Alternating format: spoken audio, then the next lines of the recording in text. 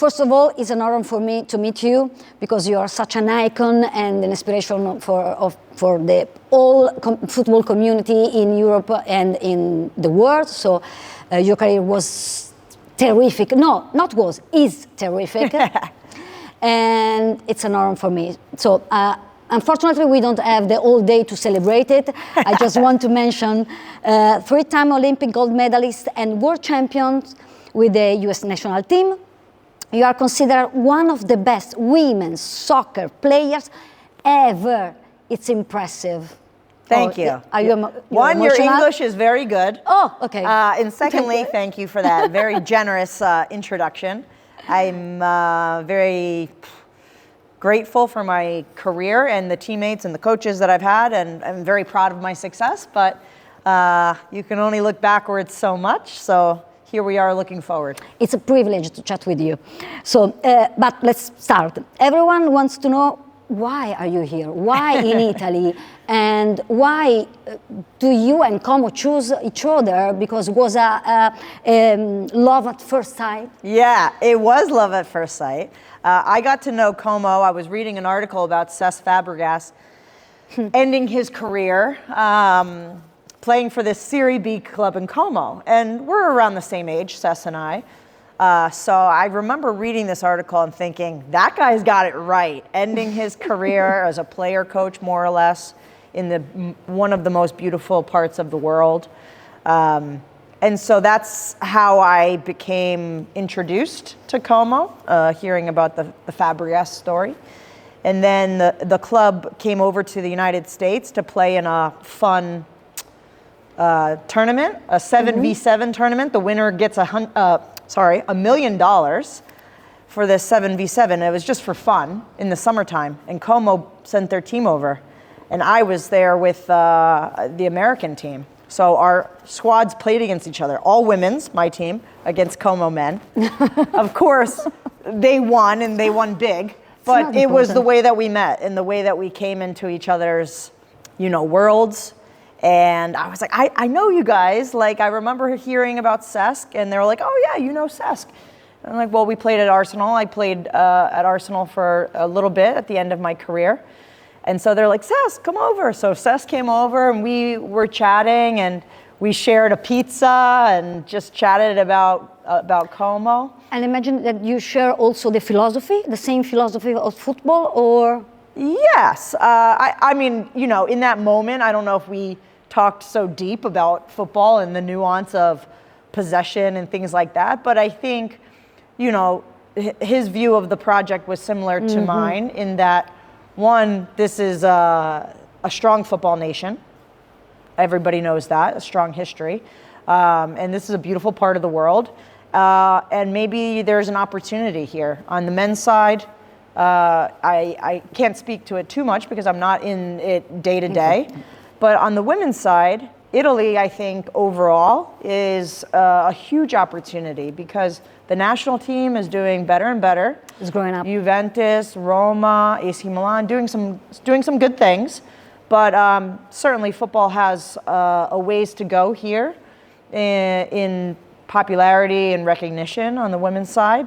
So I saw it as a challenge. But, this is a football nation, right? Yep. So eventually, as we've seen in England, people will realize that it's a good product and it's an exciting product. And I just love this place, right? I love the food, I love the culture, I love the fashion, I love the people. I lived in England, but totally different. Totally different. Even though language is the same, I feel like more familiar with. I mesh with the Italians a little bit more. Maybe it's because I'm so passionate and a little crazy, but in a good way. And I just wear my heart on my sleeve, as we would say. And so it's been a lot of fun. The last 6 months, Como has been into my life, and I've met a new group of people and colleagues and friends. And at the end, we are so lucky. And I'm so lucky too. So it's a match made in heaven for sure. Could you enlighten us about your role? Sure. So I am the head of women's football. Last year, the team, without me, was promoted from the 5th division to the 4th division. And I think whilst that was happening, our men's team also was being promoted, right? From Serie B to Serie A. In that moment, I think the club decided, rightfully, it's time to invest in the women, right? Who can help us? And I think they remembered from last summer in the project in the US, the fun summer 7v7 tournament. They're like, what about Heather? Like she knows, she's got a good network. She obviously has a history of success and winning. Experience and knowledge.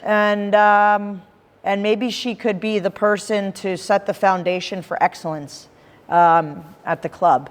And so, yeah, so for the last 6 months, I've been putting the pieces in order, more or less an architect of the project. I work remotely from the US and I come over here about once a month. So you do back and forth? Back and forth. But all day on WhatsApp and email and Zoom calls, because there's a lot to do, obviously, to build a culture. So let's talk about the goals. What goals have you decided to do? Well, the goals for myself and for the club were very clear, and that's promotion as quick as possible. And so we're not hiding from that. That's no secret to the players, to the coach, the mister. And that's no secret to me, that's the standard. Of course, football is difficult and you try your best to win. Right now we are at the top of the table, so I hope to continue that and I hope to be promoted. Only one team is promoted to Serie C and to Serie B. It's not easy, but it's possible. It's not easy. So first and foremost, that's the goal, right? And in the fourth division, it's very much amateur. You know, when I came onto the team, half the team was in school, was working and training at night, right? So in this very first year, it was a mixture of like, okay, we can't, lack of better words, blow up everything from the beginning. Let's work with what we have. So in this year, it's very much semi-professional. Half the actions, half the mentality is professional, half the actions or, the mentality is understanding that we are in a transition time from amateur to professional. So we have to work with some things. Like we train at night still, or the training pitch isn't as good as we would like. But all those sort of things are things, I have the CEO, Francesco, on speed dial, and he picks up and says, Heather, what do we need? What do we need? Not in a bad way, but just like he understands like there's a lot of requests, there's a lot of needs, because we can work hard, but if the club isn't behind the mission, it's impossible. And they've shown that they are, but it's continuing to change some mindsets and to change some biases. So we're a team and we're working on that. You almost answered at my next question. So despite what usually happens in Italy, big clubs buy the title of a team already in Serie A because it's the best way to know West Ham. So they decide to buy the title. You have decided to proceed step by step. So this is the reason, because you need time to fit into the next level. Who knows in the future, right? I don't want to lie and say if there wasn't an opportunity to enter Serie A that we would turn it down. I think that we want to be an elite club. And like we tell players, I just had a player meeting, just now, it's like control what you can control, right? And what we can control as a club and as a team is winning the next football match. If there's opportunities to make our way up sooner, like we will investigate that, of course. But I think at the end of the day, it's about winning, one eye on the future and one eye on the present, because you need both. Because even if we were in Serie A right now, would we stay? I don't know, right? So you need to make sure that you're doing the baby steps. And maybe the balance too between the two. So right now I would say we're trying to do baby steps quickly. You don't want to skip any steps, because then the players aren't getting what they need, or maybe then you get relegated, right? And so we want to take baby steps quickly in our growth and our mentality and our squad culture and our club culture. We always see U.S. women's soccer as the American dream. In the USA, there is a different sports education too, especially in school, because I guess it's easier for a girl to play soccer, not football. In your opinion, what are the substantial differences between Italy and US? In terms also of organization, training? Yeah.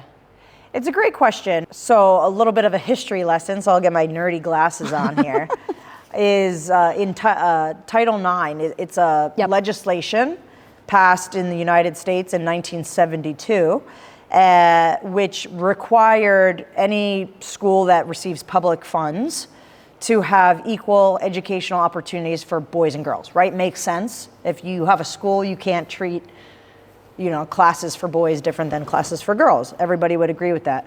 But when it came to sport, that's where the US made a really important decision that sport is educational. That sport, provides growth opportunities to individuals, and you learn through sport, obviously, all the things that we can list, right?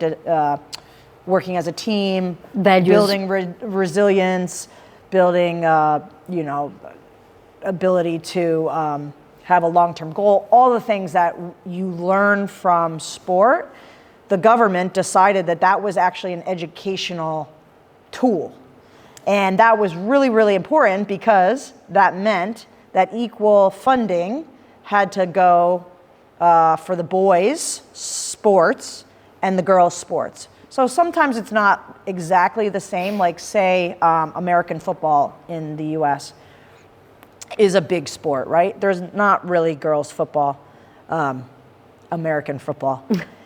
So in order to equal things out, a school, whether it's a secondary school or a university, has to have the same amount of athletes that are playing on the boys' side. So what does that mean for somebody like me? After 30 years, I went to a university, a great university, and I had a wonderful opportunity to play football, to receive my degree, and I had the same opportunities that my equivalent would have on the boys' side. And year after year of that happening, breeds a mentality of female sport, right? Being respected, being valued. I think two things happen. The women themselves believe it and believe that they can do it, should do it, have every opportunity to do it. And men see it as equal, right? And that mentality, I think, helped our U.S. national team, because at the first World Cup in 1991, the U.S. won, right? And everybody knows winning breeds winning, right? You gain an advantage. I think our national team gained an advantage early on, and that demonstrated, okay, we invest in our women. We have a big athlete pool. America's big, right? And now we have all these athletes that believe in themselves, that are well-trained, that are excited about the game. And so that sort of created an early attitude that we could be great and we want to win, right? And there's no shame in that. It's never like this, right? It's never an upward trajectory. No. Like there has been up and downs, right? Like as a player on the national team even, we've had sold out crowds, 50,000, 70,000 people. And then, on your league Sunday match, there's like 2,000 people there and you can see your mom and dad, right? And so don't get me wrong, we've definitely had our challenges. We've had various contracts where, nowadays some players are making $500,000. Wonderful. They're, back early days, people would be happy to have a free place to live and food stipend, right? So there has been ebbs and flows, but overall, the U.S. has certainly been a pioneer. And I think a lot of it is an attitude. It's a mental belief that we belong, the product is good, and that people want to see it, right? And so hopefully I can bring that here to Italy. Exactly. So unfortunately, we live in a paradoxical situation because we just achieved the professionalism, and then out of the blue, the government is cutting funding for women's sports, not just for the football. And what advice would you give to our leader, if you have one? I mean, frankly, I would say invest in women, right? Like, because it will pay you back, right? Economically, it will pay you back, I think, because you're producing ass kickers. I don't know if that translates, but you're producing ass kickers, not just the athletes, but the people that are watching, little girls that are watching, little boys that are watching. It's good for society, right? It's good for society to invest in women. I'm not an economist, but I can assure you that it's a worthy investment to invest in women.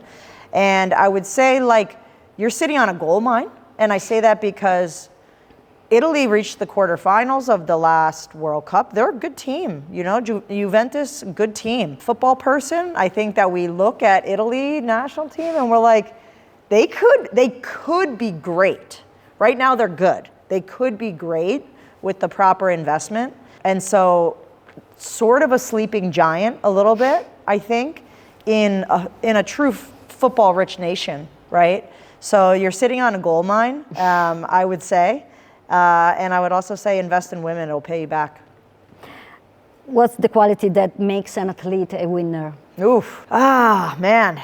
We're a little crazy, right? We're a little crazy. We're so competitive. And at this point in my career, you know, I retired about, let's say, 5 years ago. I have 2 little boys now and another chapter of my life working here at Como. And I still have the athlete mentality. You know, the player mentality, and that's just like a ruthless desire to win, to improve, to perform in front of people. Those things need to, now I'm not on the pitch anymore, right? So it needs to be channeled. An athlete, always an athlete. Of course. So yeah, I think that will stick with me, and that's really important. So I think, yeah, that's the winning quality. You have an insatiable desire to improve.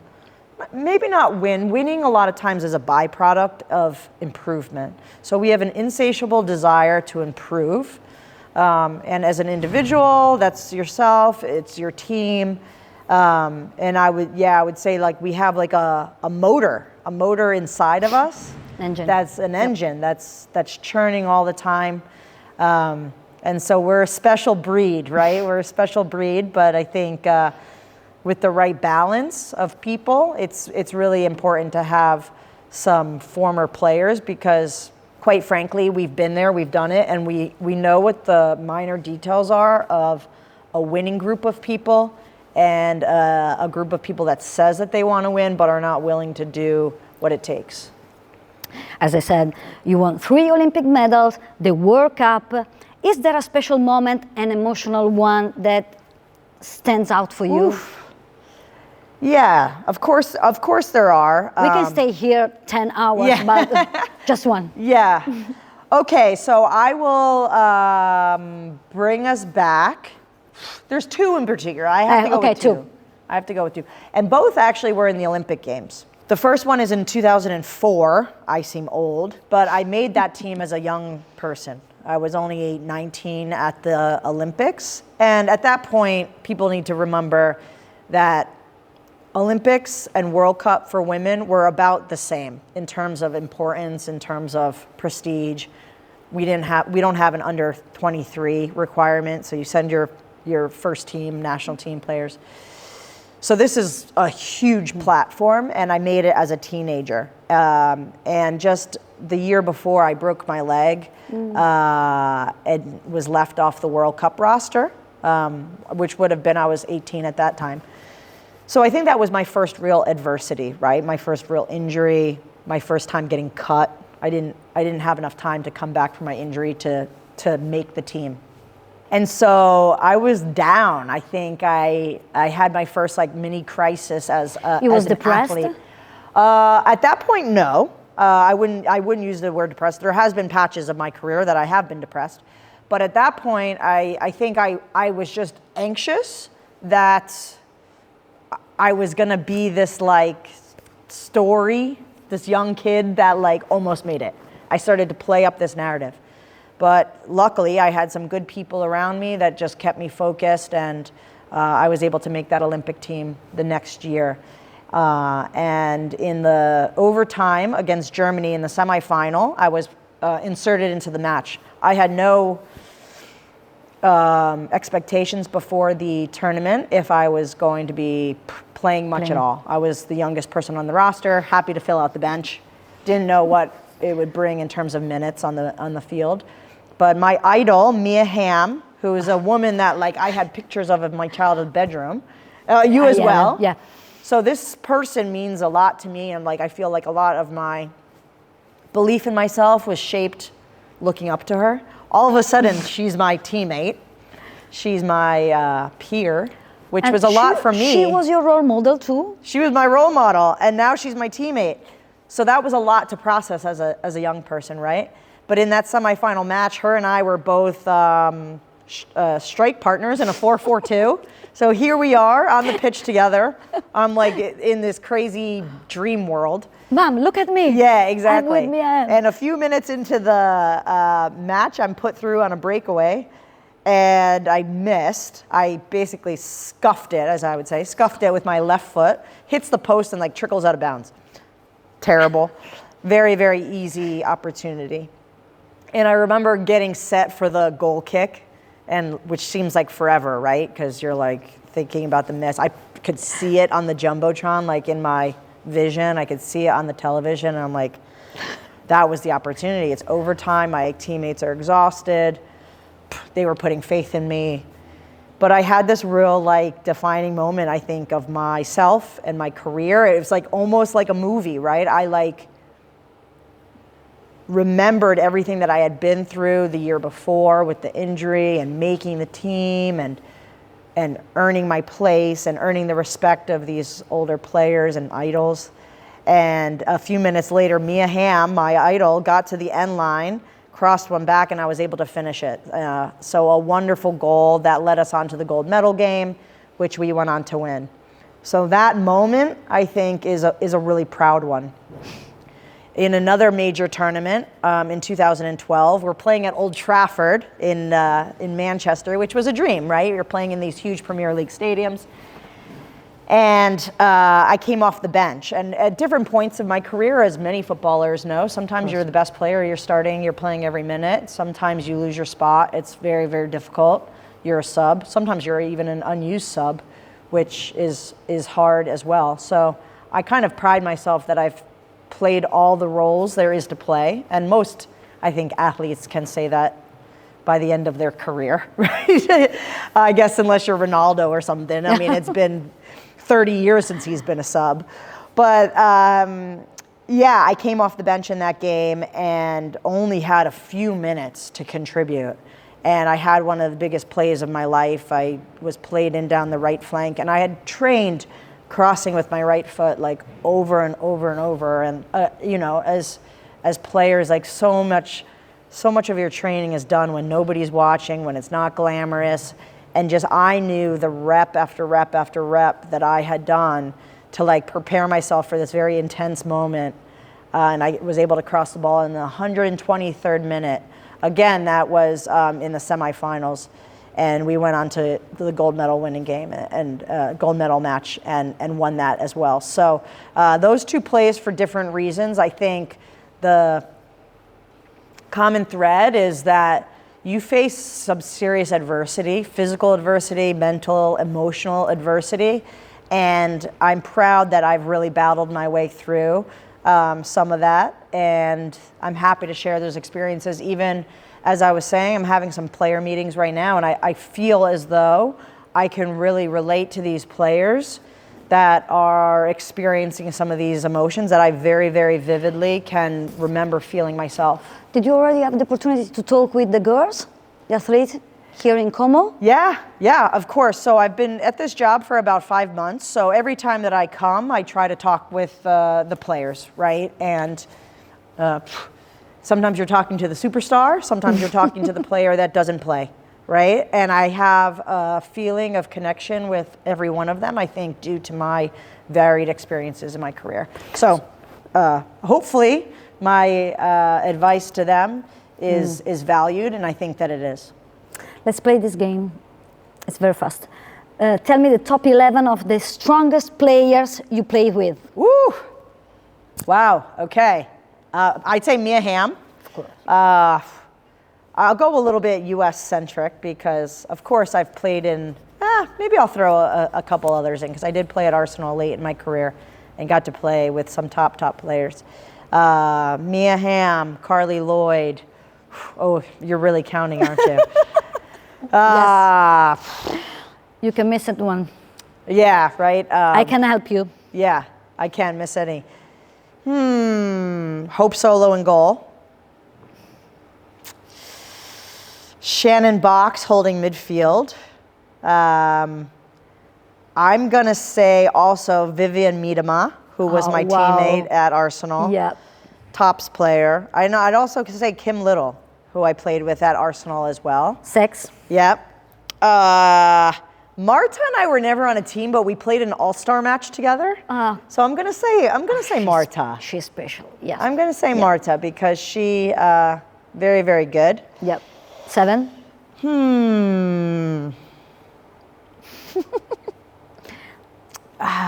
It's funny because you have what I call recency bias, right? So it's always interesting comparing the past and the present with players. I'd say Tobin Heath, Crystal Dunn. 8, 9. 9. Center backs, Becky Sauerbrunn. How many are we at? Just one. One more best ever player. I played with Kelly Smith. Kelly Smith. Yep, so I can say that. I mean, it was a amateur game about 25 years ago, but it counts.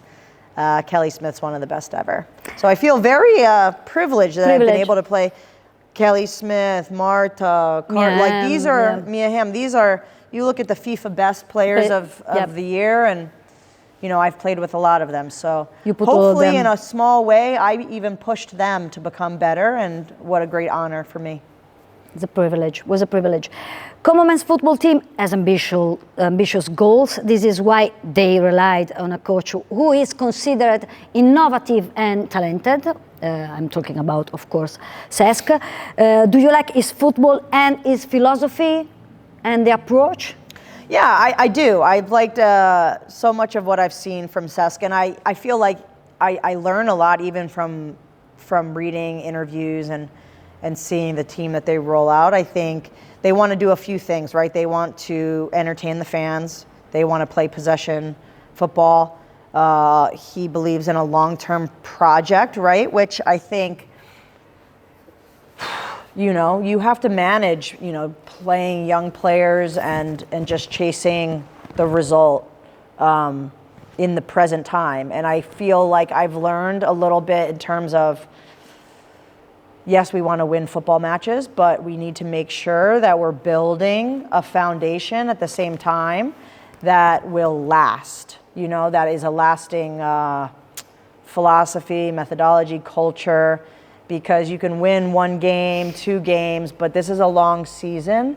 And so I think his patience and his resolve and his resilience has been inspirational to me, who maybe I want it now, and I have to like realize that sometimes great things take time. So I've learned that a little bit from watching the men's side. And do you watch Italian men's football too? I have now. Tonight is actually my very first home match for Como 1907. Tonight? Yep. What? I have to say that like ever since playing at Arsenal, I've watched a little bit more Premier League. In the U.S., Premier League is a little bit more popular, more accessible. Yep. But Serie A is also very well respected in the U.S. and if you want to find it, you can watch games, which of course now I have a vested interest in Como. But, Manchester United, Arsenal are a little bit more popular in your face. Yes. You see more kits from grown men and little boys, wearing Premier League kits. But now, especially with Christian Pulisic over at AC Milan. I know. Was my next question. Yeah, yep. Everybody's really excited about him, and hopefully he's having a great season. Hopefully in Italy he's doing some good things and gaining respect. We have produced a lot of good players on the women's side, but also on the men's side as well. So he's just one more player. We also have two guys at Juventus right now that are doing great. So not only is it good for America and good for the national team. In Italy we have this misconception about the soccer, the difference between soccer and football. There are different. Yeah, well, let's hear it. Let's hear it. Now that we're being honest. No. Listen, I'm not an idiot. We realize sometimes that we're up against preconceptions and biases for my whole life. I think ever since going to the '94 World Cup as just a young person, I was 9 years old. The U.S. was hosting, and that was my introduction, I think, to the global game, right? And ever since, I think, that tournament, we have a little bit of a chip on our shoulder as a country that, we can play too, and we can compete too. And are we known as the greatest football nation on earth? No, but we are producing some good players, and now with some national team talent and some on the coaching staff as well. Yeah. I'm excited about this next World Cup in 2026. That's going to be another huge event that I think similar to me, that impacted me in '94. Here we have another World Cup hosting in the U.S. that I think will gain players, but also show the world what we're capable of. But we used to love Alexi Lalas in Italy. You loved him? Yeah. I love Alexi too. He's my friend. We definitely differ now in some political views. You can sing song together. Yeah, on his guitar. Love Alexi. Yes, and well before Christian Pulisic, Alexi was making a name for Americans here in Italy. What approach or idea would you export from the USA also useful for Como, both teams? Oof, I love it. I think in the US, we have a competitiveness. I think that we're and maybe it's an arrogance, but we're not afraid to say we want to be the best. And I think that I like this attitude. Yeah, I think a lot of people hide with this underdog mentality. Because the underdog mentality, of course, it's safe, because if you lose, you're like, well, nobody expected us to do well. Whereas I think a lot of the mentality of the US is we're not afraid to say we want to be the best. Do you feel comfortable when you lose? No. No, terrible. So. No, terrible. And my entire career, I've been on teams that are expected to win, right? And so I think that that's an uncomfortable feeling that I would love for Como men and women to embrace, of yes, I understand how the underdog mentality can be comforting, but look, it's go time. We're now elite, and come after us because we're coming after you.